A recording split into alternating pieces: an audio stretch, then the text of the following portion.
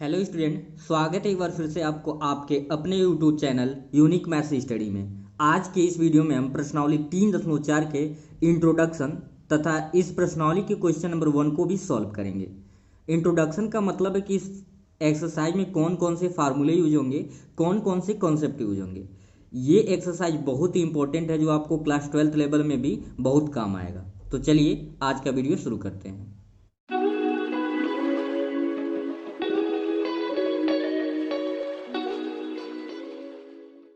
प्रश्नावली 3.4 में आपको त्रिकोणमितीय समीकरणों पर आधारित प्रश्नों को पढ़ना है। तो सबसे पहले हम जान लेते हैं कि त्रिकोणमितीय समीकरण होता क्या है। जैसे आप सिंपली में जानते हैं समीकरण क्या होता है, x plus Y equals to 2, जिसमें दो साइड होते हैं उसे समीकरण कहते हैं। तो उसी प्रकार से त्रिकोणमितीय समीकरण किसी कोण के एक या एक से अधिक त्रिकोणमितीय अनुपातों से बने द्विपक्षीय व्यंजक को जो उस कोण के कुछ विशिष्ट मानों से ही संतुष्ट होते हैं त्रिकोणमितीय समीकरण कहते हैं। यहाँ पे कुछ एग्जांपल्स लिए गए हैं। Sine theta equals to 1/2, sine theta equals to cot theta, यहाँ पे cos थीटा है। तो देखिए यहाँ पे साइन थीटा इक्वल्स टू 1/2 तो क्या कह रहा था, जो उस कोण के कुछ विशिष्ट मानों के लिए। तो यहाँ पे साइन थीटा इक्वल्स टू 1/2 है तो थीटा का क्या वैल्यू रखेंगे कि 1/2 आएगा। तो सिर्फ थीटा के 30 ही रखेंगे, यानी 30 अंश ही रखेंगे, तभी ये दोनों एक दूसरे के इक्वल आएंगे।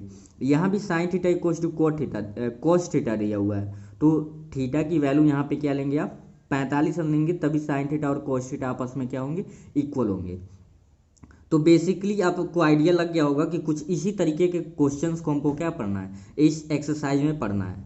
ठीक है, तो अब देखेंगे कि इस एक्सरसाइज में आपको व्यापक हल निकालना है समीकरणों के, जो त्रिकोणमितीय समीकरण होंगे, और उसका प्रिंसिपल यानी मुख्य मान भी निकालना है। तो सबसे पहले देख लेते हैं कि त्रिकोणमितीय समीकरणों का व्यापक हल क्या होता है और कैसे उसको फाइंड किया जाता है। ठीक है, तो यहाँ पे त्रिकोणमितीय समीकरणों के व्यापक हल निकालने के लिए आपके 3 कंडीशन होते हैं। कितने कंडीशन, 3 कंडीशन। या तो क्वेश्चन आपको sine theta equals to sine alpha के रूप में होना चाहिए, या तो cos theta equals to cos alpha के रूप में होना चाहिए, या तो tan theta equals to tan alpha. यानी साइन साइन में या तो फंक्शन होना चाहिए, या तो cos cos में होना चाहिए, या तो tan tan में। अगर ऐसा नहीं है तो सबसे पहले हम उसको क्या करेंगे, बदलेंगे। यहाँ पे यदि आपको क्वेश्चन में sine theta equals to sine alpha हो तो थीटा का व्यापक मान जो होता है, theta is equals to n pi plus -1 to the power n alpha. यहाँ पे अल्फा की वैल्यू आपको क्वेश्चन के द्वारा मिल जाएगा। ठीक है, तो वही अल्फा की वैल्यू यहाँ पे क्या करना रहेगा, रख देना रहेगा। तो आपका व्यापक हल किस कंडीशन में निकलेगा, जब साइन थीटा इक्वल्स टू क्या हो, साइन अल्फा। ठीक है, तो याद कर लेंगे sine theta equals to sine alpha, और नोट जरूर वीडियो को पॉज करके नोट कर सकते हैं आप। Theta equals to n pi plus -1 to the power n alpha. फिर दूसरा आपका है, यदि cos theta equals to cos alpha हो तो थीटा का व्यापक मान इस कंडीशन में क्या होगा, जब cos theta equals to cos alpha होगा तो theta equals to 2n pi plus minus alpha. क्या, theta equals to 2n pi plus minus alpha. और थर्ड और लास्ट कंडीशन व्यापक हल के लिए, यदि आपको क्या दिया हुआ, यदि tan theta equals to tan alpha में कोई फंक्शन हो तो थीटा का व्यापक मान आपका हो जाएगा theta is equals to n pi plus alpha. क्या होगा, theta equals to n pi plus alpha. तो ये कंडीशन आपको बहुत ही इंपॉर्टेंट है, जो एक्सरसाइज में आपको काम आएगा। फिर यहाँ पे जो दूसरा कॉन्सेप्ट है वो क्या है, त्रिकोणमितीय फलनों के मुख्य मान। जैसे कि आप व्यापक मान निकाले हैं उसी प्रकार से इसका क्या होता है, मुख्य मान, जिसको प्रिंसिपल वैल्यू बोलते हैं।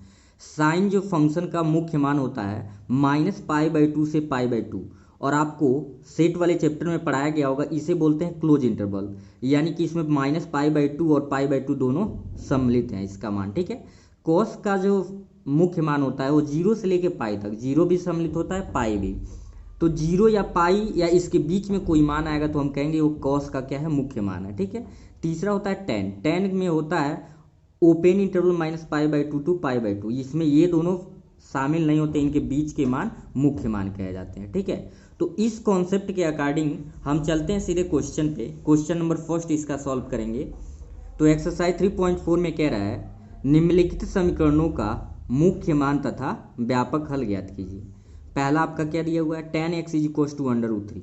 तो सबसे पहले तो इसका क्या निकालेंगे, व्यापक हल निकालेंगे, और फिर उसके बाद मुख्य मान भी हम निकाल लेंगे। ठीक है, यहाँ पे देखिए आपका क्वेश्चन दिया हुआ है tan x is equals to √3। तो सबसे पहले आपको ये देखना है कंडीशन क्या था, tan x को tan के ही टर्म में लाना है। तो tan में ये बताइए किस फंक्शन की वैल्यू, किस एंगल की वैल्यू tan√3 होता है। तो tan 21 का मान होता है 60 का, तो 60 को आप क्या लिख सकते हैं, π/3। तो लिखेंगे अतः थीटा का व्यापक हल, क्या लिख देंगे, व्यापक हल।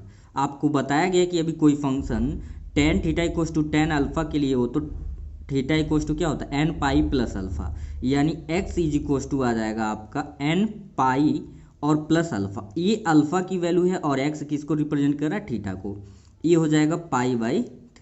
तो ये आपका क्या निकल गया, व्यापक हल निकल गया। क्या निकल गया, व्यापक हल। अब इसी प्रकार से इसका हम क्या निकालेंगे, मुख्य हल। लिखेंगे मुख्य मान के लिए, किसके, मुख्य मान के लिए हम अब इस फंक्शन का मुख्य मान निकाल रहे हैं। तो लिख लेंगे tan x is equals to आपका √3 है, तो tan x is equals to इसे हम क्या लिख सकते हैं, tan π/3। क्या लिख सकते हैं, tan π/3। तो एक तो क्लियर हो गया कि एक इसका मान, अगर आप देखें तो मैंने कहा है कि tan का मुख्य मान परिसर -π/2 से π/2, ये दोनों सम्मिलित, इसके बीच में ये है कि नहीं, तो π/3 आपका मुख्य वैल्यू हो गया।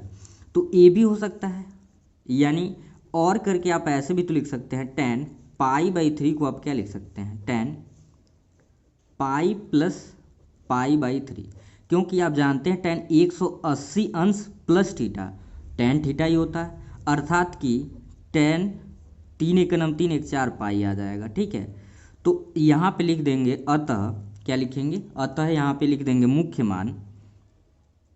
आपका मुख्य मान 2 होगा। मुख्य मान क्या होगा आपका, पहला तो π/3 होगा, π/3, तथा दूसरा आपका क्या होगा, 4π/3 होगा। तो ये आपके पहले क्वेश्चन का मुख्य मान होगा और ये आपका क्या है, व्यापक हल है।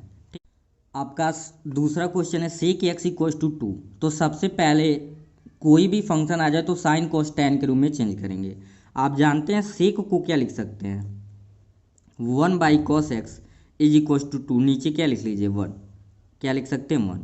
तो इसे का उल्टा लिख दीजिए cos x, और 1/2 का उल्टा करेंगे तो क्या, 2/1 का उल्टा 1/2।